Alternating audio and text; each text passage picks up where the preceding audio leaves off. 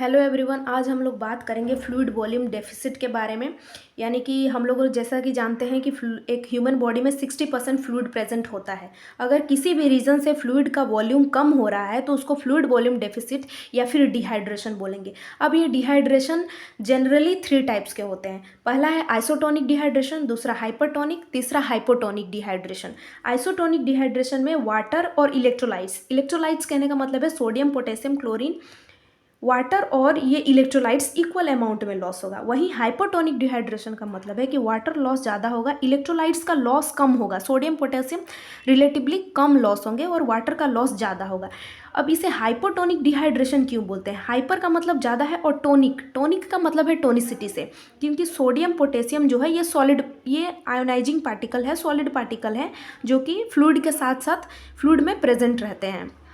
तो यहाँ पे सोडियम पोटेशियम बिकॉज ज़्यादा है तो ये सॉल्यूशन को एक तरह से गाढ़ा बना रहे हैं, इसलिए इसको हाइपरटोनिक डिहाइड्रेशन बोलते हैं। इसमें वाटर का लॉस ज़्यादा होता है, वहीं इलेक्ट्रोलाइट्स यानी कि सोडियम पोटेशियम का लॉस कम होता है।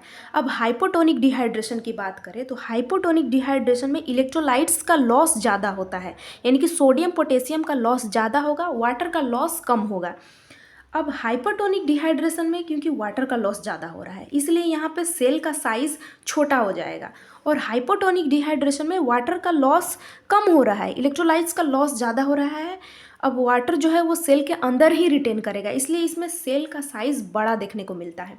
याद रखिएगा कि हाइपरटोनिक डिहाइड्रेशन में वाटर लॉस ज़्यादा होता है, इलेक्ट्रोलाइट्स का लॉस कम होता है। हाइपोटोनिक डिहाइड्रेशन में इलेक्ट्रोलाइट्स, सोडियम, पोटेशियम ज़्यादा लॉस होते हैं और वाटर कम लॉस होता है।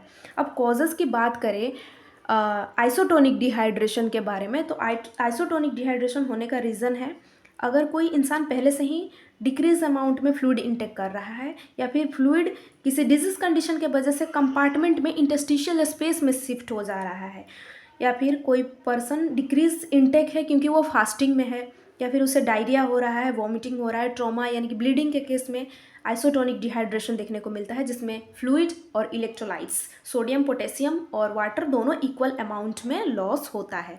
हाइपरटोनिक डिहाइड्रेशन स्वेटिंग के केस में वाटर का लॉस ज़्यादा होता है, कंपेरेटिवली सोडियम, पोटेशियम कम अमाउंट में लॉस होते हैं।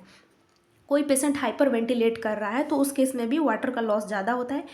कीटोएसिडोसिस कब होता है? जब अगर किसी पेशेंट को डायबिटीज़ है, लॉन्ग टर्म डायबिटीज़ है, तो उस केस में भी हम लोग जानते हैं कि diabetes mellitus and diabetes insipidus दोनों में पॉलीयूरिया होता है, जिसमें यूरिन का लॉस ज़्यादा यूरिन में वाटर का लॉस ज़्यादा होता है, कंपेरेटिवली इलेक्ट्रोलाइट्स लेस अमाउंट में लॉस होता है।